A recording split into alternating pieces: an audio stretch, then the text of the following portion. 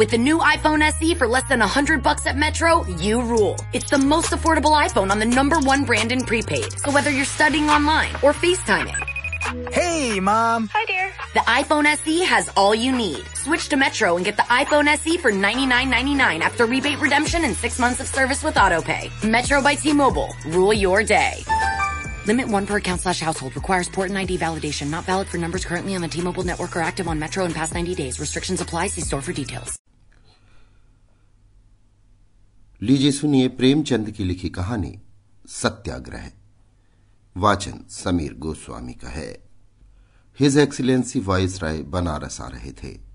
सरकारी कर्मचारी छोटे से बड़े तक उनके स्वागत की तैयारियां कर रहे थे। इधर कांग्रेस ने शहर में हड़ताल मचाने की सूचना दे दी थी। इससे कर्मचारियों में बड़ी हलचल थी। एक ओर सड़कों पर झाड़ियां लगाई जा रही थी, सफाई हो रही थी, पंडाल बन रहा था। दूसरी ओर फौज और पुलिस के सिपाही संगीन चढ़ाए शहर की गलियों में और सड़कों पर कवायद करते फिरते थे। कर्मचारियों की सिरतोड़ कोशिश थी कि हड़ताल न होने पाए, मगर कांग्रेसियों की धुन थी कि हड़ताल हो और जरूर हो। अगर कर्मचारियों को पशुबल का जोर है तो हमें नैतिक बल का भरोसा। इस बार दोनों की परीक्षा हो जाए कि मैदान किसके हाथ रहता है। घोड़े पर सवार मजिस्ट्रेट सुबह से शाम तक दुकानदारों को धमकियां देता फिरता कि एक एक को जेल भिजवा दूंगा, बाजार लुटवा दूंगा, ये करूंगा और वो करूंगा। दुकानदार हाथ बांध कर कहते, हुजूर बादशाह हैं, विधाता हैं, जो चाहें कर सकते हैं, पर हम क्या करें। कांग्रेस वाले हमें जीता न छोड़ेंगे। हमारी दुकानों पर धरने देंगे, हमारे ऊपर बाल बढ़ाएंगे, कुएं में गिरेंगे, उपवास करेंगे। कौन जाने 2-4 प्राण ही दे दे तो हमारे मुंह पर सदैव के लिए कालिख पुत जाएगी। हुजूर उन्हीं कांग्रेस वालों को समझाएं तो हमारे ऊपर बड़ा एहसान करें। हड़ताल न करने से हमारी कुछ हानि थोड़े ही होगी। देश के बड़े बड़े आदमी आवेंगे, हमारी दुकानें खुली रहेंगी तो एक के 2 लेंगे, महंगे सौदे बेचेंगे, पर करें क्या। इन शैतानों से कोई बस नहीं चलता। राय हरनंदन साहब, राजा लालचंद और खां बहादुर मौलवी महमूद अली तो कर्मचारियों से भी ज्यादा बेचैन थे। मजिस्ट्रेट के साथ साथ और अकेले भी बड़ी कोशिश करते थे। अपने मकान पर बुलाकर दुकानदारों को समझाते, अनुनय विनय करते, आंखें दिखाते, इक्के बग्घी वालों को धमकाते, मजदूरों की खुशामद करते, पर कांग्रेस के मुट्ठी भर आदमियों का कुछ ऐसा आतंक छाया हुआ था कि कोई इनकी सुनता ही न था। यहां तक कि पड़ोस की कुंजड़िन ने भी निर्भय होकर कह दिया, हुजूर चाहे मार डालो पर दुकान न खुलेगी, नाक न कटवाऊंगी। सबसे बड़ी चिंता ये थी कि कहीं पंडाल बनाने वाले मजदूर, बढ़ई, लोहार वगैरह काम न छोड़ दें, नहीं तो अनर्थ ही हो जाएगा। राय साहब ने कहा, हुजूर दूसरे शहरों से दुकानदार बुलवाएं और एक बाजार अलग खोलें। खां साहब ने फरमाया, वक्त इतना कम रह गया है कि दूसरा बाजार तैयार नहीं हो सकता। हुजूर कांग्रेस वालों को गिरफ्तार कर लें या उनकी जायदाद जब्त कर लें, फिर देखिए कैसे काबू में नहीं आते। राजा साहब बोले, पकड़ धकड़ से तो लोग और झल्लाएंगे।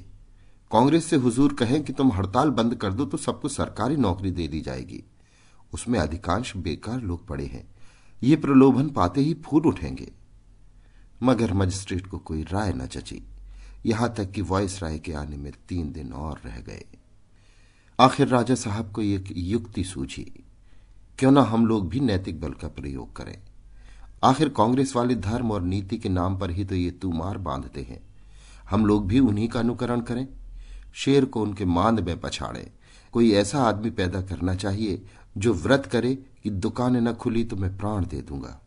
ये जरूरी है कि वो ब्राह्मण हो और ऐसा जिसको शहर के लोग मानते हो, आदर करते हो। अन्य सहयोगियों के मन में ये बात बैठ गई, उछल पड़े। राय साहब ने कहा, बस अब पड़ाव मार लिया। अच्छा, ऐसा कौन पंडित है? पंडित गदाधर शर्मा? राजा, जी नहीं, उसे कौन मानता है? खाली समाचार पत्रों में लिखा करता है, शहर के लोग उसे क्या जाने। राय साहब, दमड़ी ओझा तो है उस ढंग का। राजा, जी नहीं, कॉलेज के विद्यार्थियों के सिवा उसे और कौन जानता है। राय साहब, पंडित मोटेराम शास्त्री? राजा, बस बस, आपने खूब सोचा। बेशक वो है इसी ढंग का, उसी को बुलाना चाहिए। विद्वान है, धर्म कर्म से रहता है, चतुर भी है। वो अगर हाथ में आ जाए तो फिर बाजी हमारी है। राय साहब ने तुरंत पंडित मोटेराम शास्त्री के घर संदेश भेजा। उस समय शास्त्री जी पूजा पर थे। ये पैगाम सुनते ही जल्दी से पूजा समाप्त की और चले। राजा साहब ने बुलाया है, धन्य भाग। धर्मपत्नी से बोले, आज चंद्रमा कुछ बली मालूम होते हैं, कपड़े लाओ देखो क्यों बुलाया है। स्त्री ने कहा, भोजन तैयार है, करते जाओ, न जाने कब लौटने का अवसर मिले। किंतु शास्त्री जी ने आदमी को इतनी देर खड़ा रखना उचित न समझा। जाड़े के दिन थे, हरी बनात की अचकन पहनी जिस पर लाल शंजाफ लगी हुई थी, गले में एक जरी का दुपट्टा डाला, फिर सिर पर बनारसी साफा बांधा, लाल चौड़े किनारे की रेशमी धोती पहनी और खड़ाऊ पर चले। उनके मुख से ब्रह्म तेज टपकता था। दूर ही से मालूम होता था कि कोई महात्मा आ रहे हैं। रास्ते में जो मिलता सिर झुकाता। कितने ही दुकानदारों ने खड़े होकर पैलगी की। आज काशी का नाम इन्हीं की बदौलत चल रहा है, नहीं तो और कौन रह गया है। कितना नम्र स्वभाव है, बालकों से हंसकर बातें करते हैं। इस ठाठ से पंडित जी राजा साहब के मकान पर पहुंचे। तीनों मित्रों ने खड़े होकर उनका सम्मान किया। खां बहादुर बोले, कहिए पंडित जी, मिजाज तो अच्छे हैं। वल्लाह, आप नुमाइश रखने के काबिल आदमी हैं। आपका वजन तो 10 मन से कम ना होगा। राय साहब, 1 मन इल्म के लिए 10 मन अक्ल चाहिए। उसी कायदे से 1 मन अक्ल के लिए 10 मन का जिस्म जरूरी है, नहीं तो उसका बोझ कौन उठाए। राजा साहब, आप लोग इसका मतलब नहीं समझ सकते। बुद्धि एक प्रकार का नजला है, जब दिमाग में नहीं समाती जिस्म में आ जाती है। खां साहब, मैंने तो बुजुर्गों की जबानी सुना है कि मोटे आदमी अक्ल के दुश्मन होते हैं। राय साहब, आपका हिसाब कमजोर था, वरना आपकी समझ में इतनी बात जरूर आ जाती कि जब अक्ल और जिस्म में 1 और 10 की निस्बत है, तो जितना ही मोटा आदमी होगा उतना ही उसकी अक्ल का वजन भी ज्यादा होगा। राजा साहब, इससे यह साबित हुआ कि जितना मोटा आदमी उतनी ही मोटी उसकी अक्ल। मोटेराम, जब मोटी अक्ल की बदौलत राज दरबार में पूछ होती है तो मुझे पतली अक्ल लेकर क्या करना है। हास परिहास के बाद राजा साहब ने वर्तमान समस्या पंडित जी के सामने उपस्थित की और उसके निवारण का जो उपाय सोचा था वो भी प्रकट किया। बोले, बस ये समझ लीजिए कि इस साल आपका भविष्य पूर्णतया अपने हाथों में है। शायद किसी आदमी को अपने भाग्य निर्णय का ऐसा महत्वपूर्ण अवसर न मिला होगा। हड़ताल न हुई तो और तो कुछ नहीं कह सकते, आपको जीवन भर किसी के दरवाजे जाने की जरूरत न होगी। बस ऐसा कोई व्रत ठानिए कि शहर वाले थर्रा उठे। कांग्रेस वालों ने धर्म की आड़ लेकर इतनी शक्ति बढ़ाई है, बस ऐसी कोई युक्ति निकालिए कि जनता के धार्मिक भावों को चोट पहुंचे। मोटेराम ने गंभीर भाव से उत्तर दिया, ये तो कोई ऐसा कठिन काम नहीं है। मैं तो ऐसे ऐसे अनुष्ठान कर सकता हूं कि आकाश से जल की वर्षा कर दूं, मरी के प्रकोप को भी शांत कर दूं, अन्य का भाव घटा बढ़ा दूं। कांग्रेस वालों को परास्त कर देना तो कोई बड़ी बात नहीं। अंग्रेजी पढ़े लिखे महानुभाव समझते हैं कि जो काम हम कर सकते हैं वो कोई नहीं कर सकता, पर गुप्त विद्याओं का उन्हें ज्ञान ही नहीं। खां साहब, तब तो जनाब ये कहना चाहिए कि आप दूसरे खुदा हैं। हमें क्या मालूम था कि आप में कुदरत है, नहीं तो इतने दिनों तक क्यों परेशान होते। मोटेराम साहब, मैं गुप्त धन का पता लगा सकता हूं, पितरों को बुला सकता हूं, केवल गुण ग्राहक चाहिए। संसार में गुणियों का अभाव नहीं, गुणज्ञों का ही अभाव है। गुण ना हिरानो गुण, गाहक हिरानो है। राजा, भला इस अनुष्ठान के लिए आपको क्या भेंट करना होगा। मोटेराम, जो कुछ आपकी श्रद्धा हो। राजा, कुछ बतला सकते हैं कि ये कौन सा अनुष्ठान होगा। मोटेराम, अनशन व्रत के साथ मंत्रों का जप होगा। सारे शहर में हलचल न मचा दूं तो मोटेराम नाम नहीं। राजा, तो फिर कब से। मोटेराम, आज ही हो सकता है। हाँ, पहले देवताओं के आह्वान के निमित्त थोड़े से रुपए दिला दीजिए। रुपए की कमी ही क्या थी, पंडित जी को रुपए मिल गए और वो खुश खुश घर आए। धर्मपत्नी से सारा समाचार कहा। उसने चिंतित होकर कहा, तुमने नाहक ये रोग अपने सिर लिया, भूख न बर्दाश्त हुई तो सारे शहर में भद्द हो जाएगी, लोग हंसी उड़ावेंगे, रुपए लौटा दो। मोटेराम ने आश्वासन देते हुए कहा, भूख कैसे न बर्दाश्त होगी? मैं ऐसा मूर्ख थोड़े ही हूं कि यों ही जा बैठूंगा। पहले मेरे भोजन का प्रबंध करो, अमृतियां, लड्डू, रसगुल्ले मंगाओ, पेट भर भोजन कर लूं, फिर आध सेर मलाई खाऊंगा, उसके ऊपर आध सेर बादाम की तह जमाऊंगा, बची खुची कसर मलाई वाले दही से पूरी कर दूंगा, फिर देखूंगा भूख क्यों कर पास फटकती है। 3 दिन तक तो सांस ही न ले जाएगी, भूखी कौन चलावे।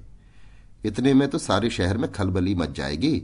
भाग्य सूर्योदय हुआ है, इस समय आगा पीछा करने से पछताना पड़ेगा।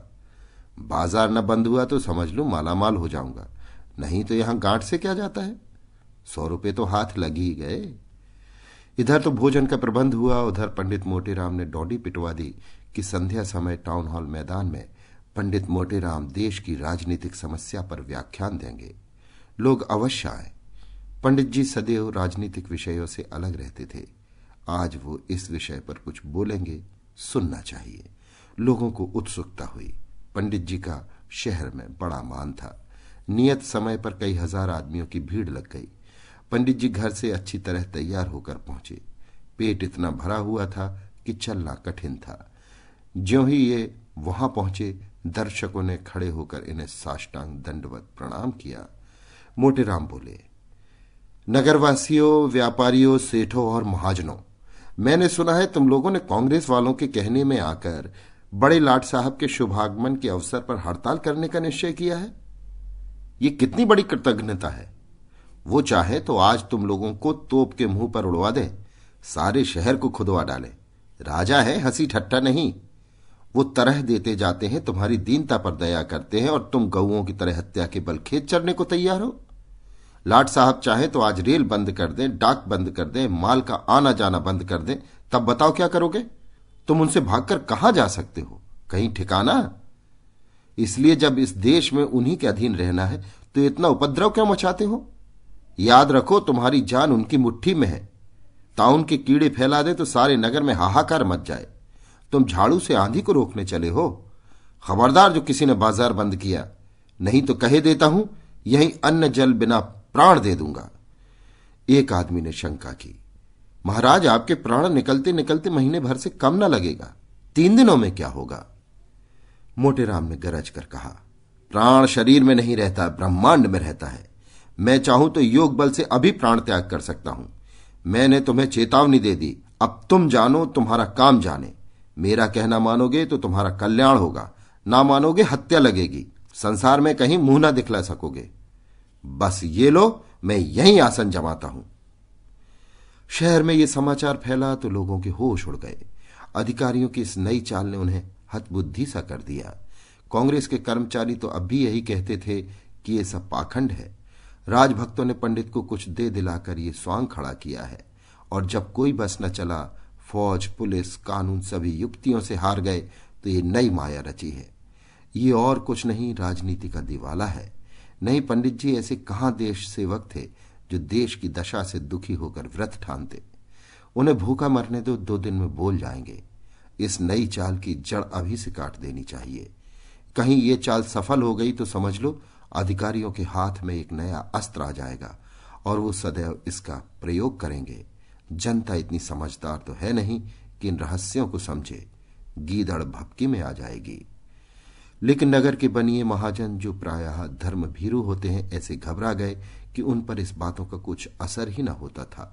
वे कहते थे, साहब आप लोगों के कहने से सरकार से बुरे बने, नुकसान उठाने को तैयार हुए, रोजगार छोड़ा, कितनों के दिवाले हो गए, अफसरों को मुंह दिखाने लायक नहीं रहे। पहले जाते थे अधिकारी लोग आइए आइए सेठ जी कहकर सम्मान करते थे, अब रेलगाड़ियों में धक्के खाते हैं पर कोई नहीं सुनता। आमदनी चाहे कुछ हो ना हो, बहियों की तौल देखकर कर बढ़ा दिया जाता है। ये सब सहा और सहेंगे, लेकिन धर्म के मामले में हम आप लोगों का नेतृत्व नहीं स्वीकार कर सकते। जब एक विद्वान कुलीन धर्मनिष्ठ ब्राह्मण हमारे ऊपर अन्न जल त्याग कर रहा है, तब हम क्यों कर भोजन करके टांगे फैलाकर सोएं? कहीं मर गया तो भगवान के सामने क्या जवाब देंगे? सारांश यह है कि कांग्रेस वालों की एक ना चली। व्यापारियों का एक डेपुटेशन 9 बजे रात पंडित जी की सेवा में उपस्थित हुआ। पंडित जी ने आज भोजन तो खूब डटकर किया था, लेकिन डटकर भोजन करना उनके लिए कोई असाधारण बात न थी। महीने में प्रायः 20 दिन वो अवश्य ही न्योते पाते थे और निमंत्रण में डटकर भोजन करना एक स्वाभाविक बात है। अपने सहभोजियों की देखा देखी लाग डांट की धुन में यह गृह स्वामियों के सविनय आग्रह से और सबसे बढ़कर पदार्थों की उत्कृष्टता के कारण भोजन मात्रा से अधिक हो ही जाता है। पंडित जी की जठराग्नि ऐसी परीक्षा में उत्तीर्ण होती रहती थी, अतः इस समय भोजन का समय आ जाने से उनकी नीयत कुछ डवाडोल हो रही थी। ये बात नहीं कि वो भूख से व्याकुल थे, लेकिन भोजन का समय आ जाने पर अगर पेट अफरा हुआ न हो, अजीर्ण न हो गया हो, तो मन में एक प्रकार की भोजन की चाह होने लगती है।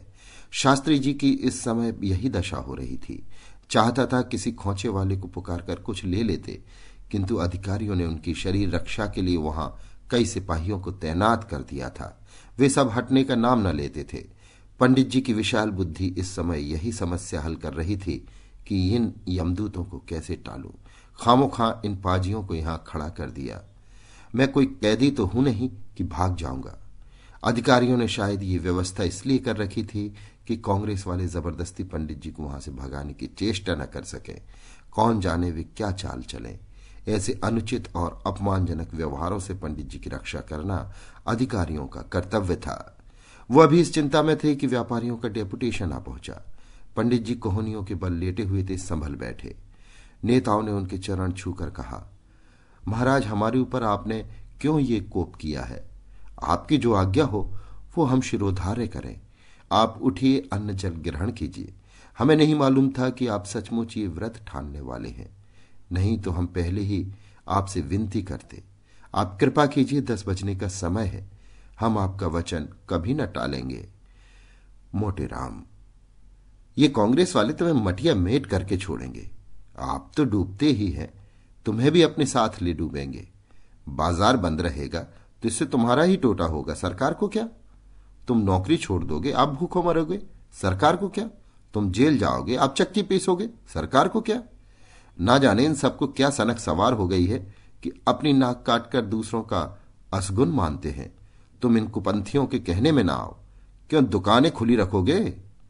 सेठ, महाराज, जब तक शहर के आदमियों की पंचायत न हो जाए तब तक हम इसका बीमा कैसे ले सकते हैं? कांग्रेस वालों ने कहीं लूट मचवा दी तो कौन हमारी मदद करेगा? आप उठिए, भोजन पाइए। हम कल पंचायत करके आपकी सेवा में जैसा कुछ होगा हाल देंगे। मोटे राम, तो फिर पंचायत करके आना। डेपुटेशन जब निराश होकर लौटने लगा तो पंडित जी ने कहा, किसी के पास सूंघनी तो नहीं है? एक महाशय ने डिबिया निकाल कर दे दी। लोगों के जाने के बाद मोटे राम ने पुलिस वालों से पूछा, तुम यहां क्यों खड़े हो?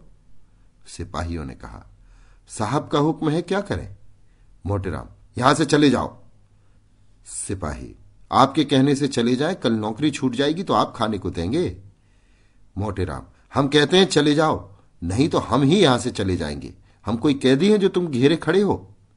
सिपाही, चले क्या जाइएगा, मजाल है। मोटे राम, मजाल क्यों नहीं है बे?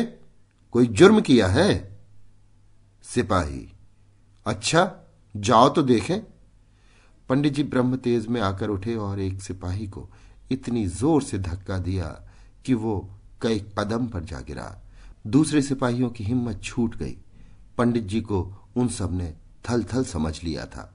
पराक्रम देखा तो चुपके से सटक गए। मोटेराम अब लगे इधर उधर नजर दौड़ाने कि कोई खोचे वाला नजर आ जाए, उससे कुछ लें, किंतु ध्यान आ गया, कहीं उसने किसी से कह दिया तो लोग तालियां बजाने लगेंगे। नहीं, ऐसी चतुराई से काम लेना चाहिए कि किसी को कानो कान खबर ना हो। ऐसे ही संकटों में तो बुद्धि बल का परिचय मिलता है। एक क्षण में उन्होंने इस कठिन प्रश्न को हल कर लिया। देवयोग से उसी समय एक खोचे वाला जाता दिखाई दिया। 11 बज चुके थे। चारों तरफ सन्नाटा छा गया था। पंडित जी ने बुलाया, खोचे वाले, ओ खोचे वाले। खोचे वाला, कहिए क्या दूं? भूख लगाई ना? अन्न जल छोड़ना साधुओं का काम है, हमारा आपका नहीं। मोटेराम, अबे क्या कहता है? यहां क्या किसी साधु से कम है? चाहे तो महीनों पड़े रहे और भूख प्यास न लगे। तुझे तो केवल इसलिए बुलाया है कि जरा अपनी कुप्पी मुझे दे। देखो तो वहां क्या रेंग रहा है। मुझे भय होता है कि सांप ना हो। खोचे वाले ने कुप्पी उतार कर दे दी। पंडित जी उसे लेकर इधर उधर जमीन पर कुछ खोजने लगे। इतने में कुप्पी उनके हाथ से छूटकर गिर पड़ी और बुझ गई। सारा तेल बह गया। पंडित जी ने उसमें एक ठोकर और लगाई कि बचा खुचा तेल भी बह जाए। खोचे वाला कुप्पी को हिलाकर कहता है, महाराज, इसमें तो जरा भी तेल नहीं बचा।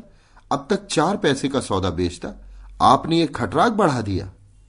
मोटेराम, भैया हाथ ही तो है, छूट गिरी तो क्या अब हाथ काट लूं? ये लो पैसे, जाकर कहीं से तेल भरा लो।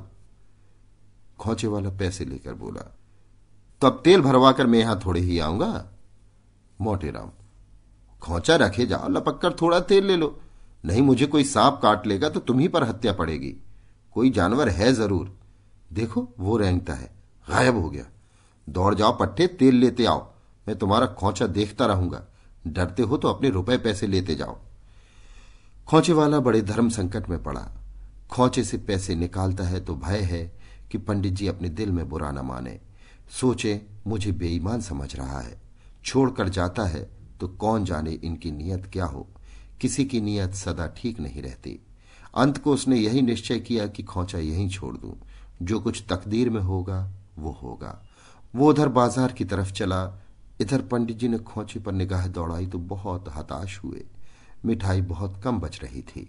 5-6 चीजें थीं, मगर किसी में 2 अदद से ज्यादा निकालने की गुंजाइश न थी। भंडा फूट जाने का खटका था। पंडित जी ने सोचा इतने से क्या होगा, केवल शुद्धा और प्रबल हो जाएगी। शेर के मुंह खून लग जाएगा। गुनाह बेलज्जत है। अपनी जगह पर जा बैठे। लेकिन दम भर के बाद प्यास ने फिर जोर किया। सोचे कुछ तो ढांढस हो ही जाएगा। आहार कितना ही सूक्ष्म हो फिर भी आहार ही है। उठे, मिठाई निकाली, पर पहला ही लड्डू मुंह में रखा था कि देखा खोचे वाला तेल की कुप्पी जलाए कदम बढ़ाता चला आ रहा है। उसके पहुंचने के पहले मिठाई का समाप्त हो जाना अनिवार्य था। एक साथ 2 चीज मुंह में रखी। अभी चुबला ही रहे थे कि वो निशाचर 10 कदम और आगे बढ़ाया। एक साथ 4 चीजें मुंह में डाली और अध कुचली ही निकल गए।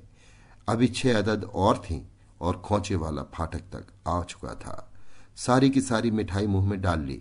अब ना चबाते बनता है ना उगलते। वो शैतान मोटर कार की तरफ कुप्पी चमकाता हुआ चला ही आता था। जब वो बिल्कुल सामने आ गया तो पंडित जी ने जल्दी से सारी मिठाई निगल ली। आखिर आदमी ही थे, कोई मगर तो थे नहीं। आंखों में पानी भर आया, गला फंस गया, शरीर में रोमांच हो आया, जोर से खांसने लगे। खोचे वाले ने तेल की कुप्पी बढ़ाते हुए कहा, ये लीजिए, देख लीजिए। चले तो हैं आप उपवास करने, पर प्राणों का इतना डर। आपको क्या चिंता, प्राण भी निकल जाएंगे तो सरकार बाल बच्चों की परवस्ती करेगी। पंडित जी को क्रोध तो ऐसा आया कि पाजी को खोटी खरी सुनाऊं, लेकिन गले से आवाज न निकली। कुप्पी चुपके से ले ली और झूठ मूठ इधर उधर देखकर लौटा दी। खोचे वाला, आपको क्या पड़ी जो चले सरकार का पक्ष लेने? कहीं कल दिन भर पंचायत होगी तो रात तक कुछ तय होगा। तब तक तो आपकी आंखों में तितलियां उड़ने लगेंगी। ये कहकर वो चला गया और पंडित जी भी थोड़ी देर तक खांसने के बाद सो रहे। दूसरे दिन सवेरे ही से व्यापारियों ने मिसकॉट करनी शुरू की। इधर कांग्रेस वालों में भी हलचल मची। अमन सभा के अधिकारियों ने भी कान खड़े किए। ये तो इन भोले भाले बनियों को धमकाने की अच्छी तरकीब हाथ आई। पंडित समाज ने अलग एक सभा की और उसमें यह निश्चय किया कि पंडित मोटेराम को राजनीतिक मामलों में पड़ने का कोई अधिकार नहीं।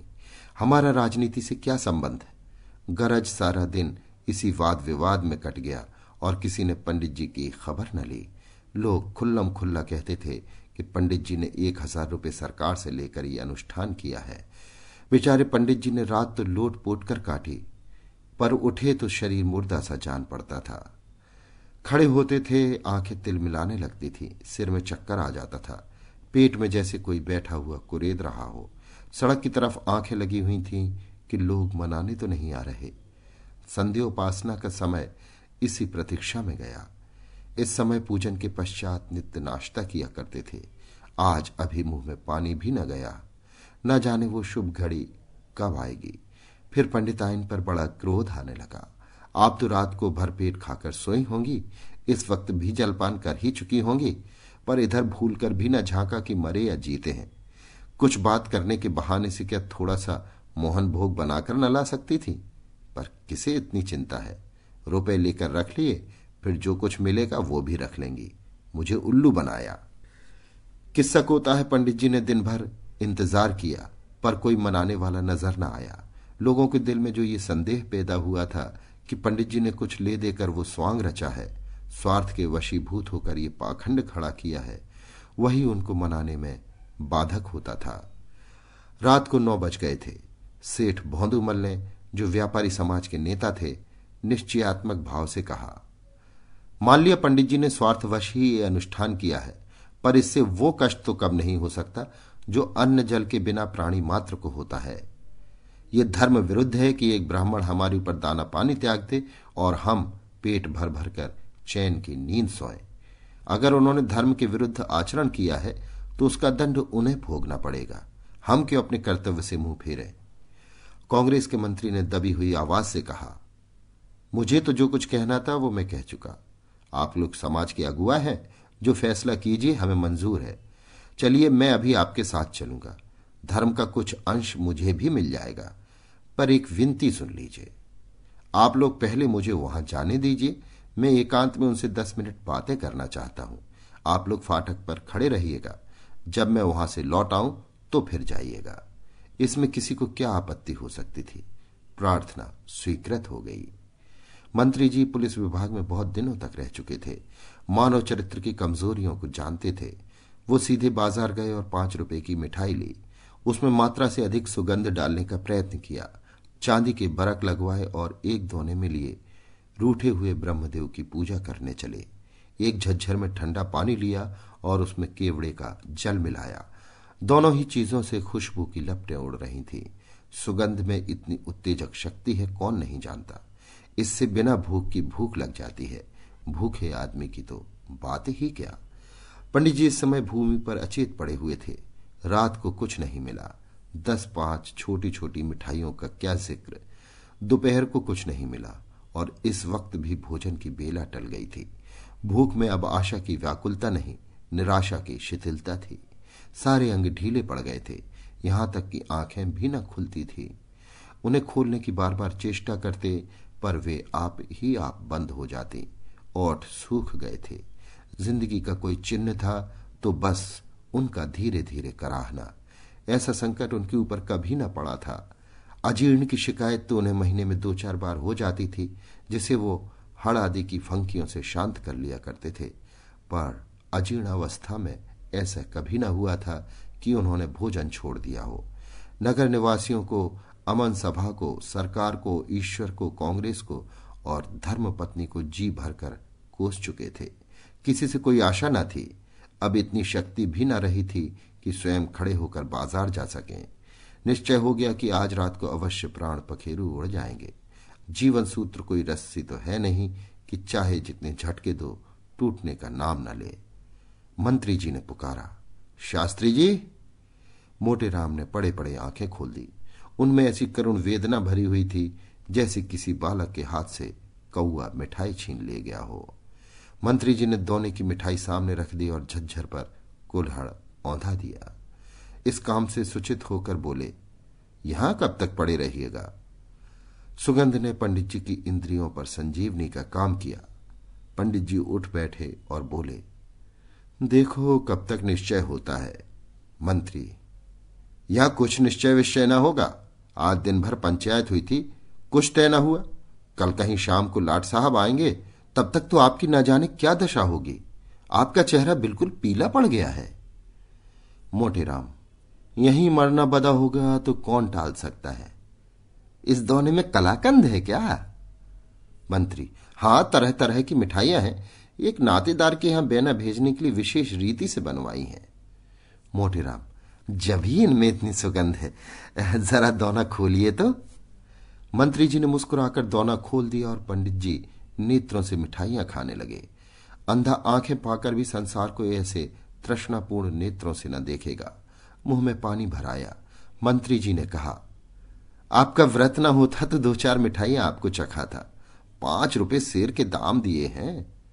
मोटेराम, तब तो बहुत ही श्रेष्ठ होंगी। मैंने बहुत दिन हुए कलाकंद नहीं खाया। मंत्री, आपने भी तो बैठे बिठाए झंझट मोल लिया। प्राण ही न रहेंगी तो धन किस काम आएगा। मोटेराम, क्या करूं, फंस गया। मैं इतनी मिठाइयां जलपान कर जाता था। हाथों से मिठाइयों को टटोल कर बोले, भोला की दुकान की होंगी। मंत्री, चखिएगा 2-4। मोटेराम, क्या चखूं, धर्म संकट में पड़ा हूं। मंत्री, अजी चखिए भी। इस समय जो आनंद प्राप्त होगा वो लाख रुपए से भी नहीं मिल सकता। कोई किसी से कहने जाता है क्या? मोटेराम, मुझे किसका भय है? मैं यहां दाना पानी बिना मर रहा हूं और किसी को परवाह नहीं, तो फिर मुझे क्या डर। लाओ इधर दोनों बढ़ाओ। जाओ सबसे कह देना शास्त्री जी ने व्रत तोड़ दिया। भाड़ में जाए बाजार और व्यापार। यहां किसी की चिंता नहीं। जब धर्म नहीं रहा तो मैंने ही धर्म का बीड़ा थोड़े ही उठाया है। ये कहकर पंडित जी ने दोनों अपनी तरफ खींच लिया और लगे बढ़ बढ़कर हाथ मारने। यहां तक कि पल भर में आधा दोना समाप्त हो गया। सेठ लोग आकर फाटक पर खड़े थे। मंत्री ने जाकर कहा, जरा चलकर तमाशा देखिए। आप लोगों को न बाजार खोलना पड़ेगा न खुशामद करनी पड़ेगी। मैंने सारी समस्याएं हल कर दी। यही कांग्रेस का प्रताप है। चांदनी छिटकी हुई थी। लोगों ने आकर देखा पंडित जी मिठाई ठिकाने लगाने में वैसे ही तन्मय हो रहे हैं जैसे कोई महात्मा समाधि में मग्न हो। भौंदूमल ने कहा, पंडित जी के चरण छूता हूं। हम लोग तो आ ही रहे थे, आपने क्यों जल्दी की? ऐसी जुगत बताते कि आपकी प्रतिज्ञा भी न टूटती और कार्य भी सिद्ध हो जाता। मोटेराम, मेरा काम सिद्ध हो गया। ये अलौकिक आनंद है जो धन के ढेरों से नहीं प्राप्त हो सकता। अगर कुछ श्रद्धा हो तो इसी दुकान की इतनी ही मिठाई और मंगवा दो। हम ये कहना भूल गए कि मंत्री जी को मिठाई लेकर मैदान में आते समय पुलिस के सिपाही को 4 आने पैसे देने पड़े थे। ये नियम विरुद्ध था, लेकिन मंत्री जी ने इस बात पर अड़ना उचित न समझा। अभी आप सुन रहे थे प्रेमचंद की लिखी कहानी सत्याग्रह। वाचन समीर गोस्वामी का था। Right now, switch your family to T-Mobile and get 4 lines for $25 a line with AutoPay and 5G access included on America's largest 5G network. So don't wait. Get unlimited and nationwide 5G access for the whole family for just $25 a line. Visit a T-Mobile store or T-Mobile.com today. Plus taxes and fees. Customers may notice lower speeds and further reduction if using over 50 gigs a month due to data prioritization. Video at 480p. Unlimited while on our network. Qualifying credit 4+ lines required. Capable device required for 5G. Coverage not available in some areas. Some uses may require certain features. See T-Mobile.com.